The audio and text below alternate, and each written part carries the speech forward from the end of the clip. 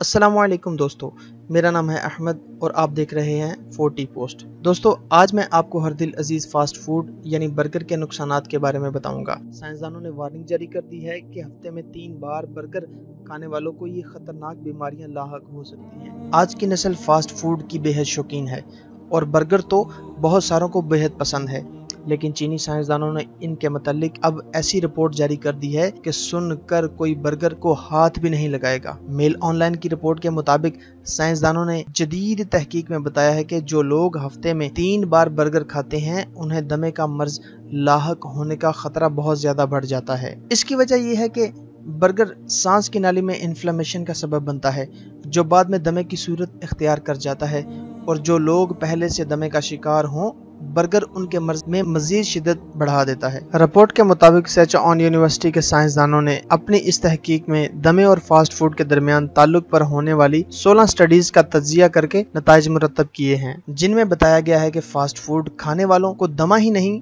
बल्कि जल्दी खारिश, नाक बहने, नाक में सोजिश होने, छींक आने और कई तरह की एलर्जी समेत दीगर कई आर्जे लाहक होने का खतरा भी बहुत ज्यादा हो जाता है। साइंसदानों का कहना है कि फास्ट फूड में मकवी ग़िज़ाई अज्जा की कमी होती है जो इन्फ्लेमेशन का सबब बनती है। अगर फास्ट फूड बासी हो तो ये और भी ज्यादा खतरनाक हो जाता है। दोस्तों, अगर आपको हमारी ये वीडियो पसंद आए तो दोस्तों के साथ जरूर शेयर करें और साथ ही साथ हमारा चैनल सब्सक्राइब करना मत भूलें।